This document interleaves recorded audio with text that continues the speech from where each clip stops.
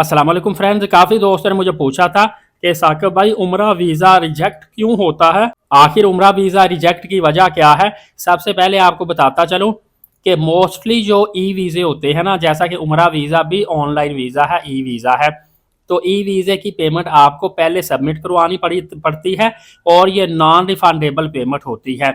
मतलब कि अगर खुदा न खास्ता आपका उम्रा वीज़ा रिजेक्ट हो जाता है तो जितनी भी उम्र वीज़े की फ़ीस आप दे रहे हैं, 60,000 हो 70,000 हो, वो सारी की सारी आपकी ज़ाया हो जाती है, क्योंकि नॉन रिफंडेबल फ़ीस होती है। बाकी परेशानी वाली बात नहीं है, उम्रा वीज़ा कई हज़ार में से 1 या 2 लोगों का रिफ्यूज़ होता है, हर बंदे का वीज़ा रिजेक्ट नहीं होता और उसकी भी कोई ख़ास रीज़न होती है जिसकी वजह से उम्रा वीज़ा मुस्तरद होता है।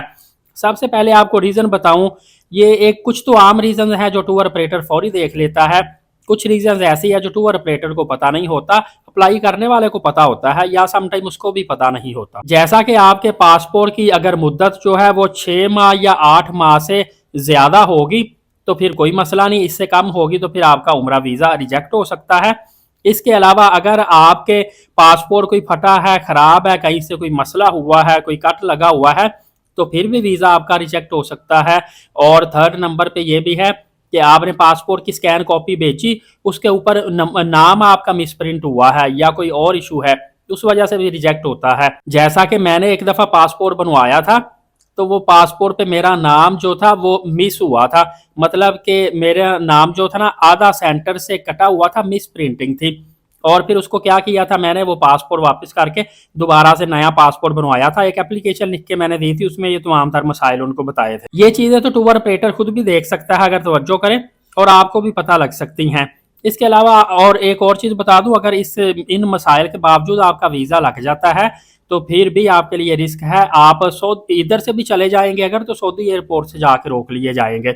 इसके अलावा कुछ ऐसी वजूहात है कि सऊदी पहले से किसी ने सऊदी वीज़े की खिलाफ वर्जी की हो, मतलब कि पिछले वीज़े पर पहले कभी गया हो, ओवर स्टे वहाँ पे हो गया हो, या कई वर्क वीज़े पे जाते हैं पहले, वहाँ पे जाके कोई वायलेशन करते हैं, कोई जुर्माने उनके होते हैं, ब्लैक लिस्ट होते हैं, तो उनको चाहिए कि वो कानूनी तरीके से पहले अपना पासपोर्ट, अपनी सजाएं जो हैं ये क्लियर करवाए, सऊदी जवाज़ात से जाके तमाम तर मामला अपने चेक करवाए। इसके अलावा बायोमेट्रिक का मसला भी हो सकता है, मिसाल के तौर पे फिंगरप्रिंट मैच नहीं हो रहे या बायोमेट्रिक में तजाद आ रहा है। सम टाइम लोगों के आपको पता है कि ये फिंगरप्रिंट जो पोरे होते हैं उंगलियों के, इनका जो ऊपर वाला हिस्सा मासा होता है ना, ये चेंज होता रहता है, तब्दील होता रहता है मौसम के लिहाज से। इस तरह भी मसले मसाइल हो जाते हैं, तो दुरुस्त तरीके से फिर उनकी बायोमेट्रिक करवानी पड़ती है। या फिर पासपोर्ट पे कोई स्पेलिंग वगैरह की चेंजिंग हो और नादरा में डाटा और हो, इस तरह का भी मसला हो सकता है।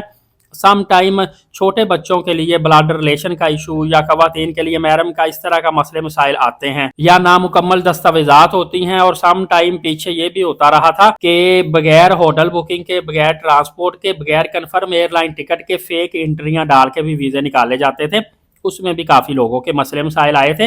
तो इन वजह से उम्रा वीज़ा रिजेक्ट होने के चांसेस होते हैं। लेकिन आपको बताया अदरवाइज नॉर्मली तरीके से वीज़ा अप्लाई करें तो बहुत रेयर चांस होते हैं कि आपका उम्रा वीज़ा रिजेक्ट हो जाए। दोस्तों, मैं बड़ी मेहनत के साथ आपके लिए रोज़ाना इन्फॉर्मेशन लेकर आता हूँ, एक अच्छा इस्लामिक कंटेंट है। भाई को सिर्फ इतनी सपोर्ट आपकी चाहिए कि मेरे YouTube पे 1 लाख सब्सक्राइबर जल्द अज जल्द मुकम्मल करवा दे। जिन जिन भाइयों ने चैनल को सब्सक्राइब नहीं किया, एलीट साकिब YouTube चैनल को ज़्यादा से ज़्यादा सब्सक्राइब खुद भी कर लें, अपने दोस्तों तक भी करवा दें। मैं आपका शुक्रगुजार रहूँगा इस हौसला अफजाई के लिए। अगली वीडियो में मिलेंगे, तब तक के लिए इजाज़त दीजिए। बहुत शुक्रिया।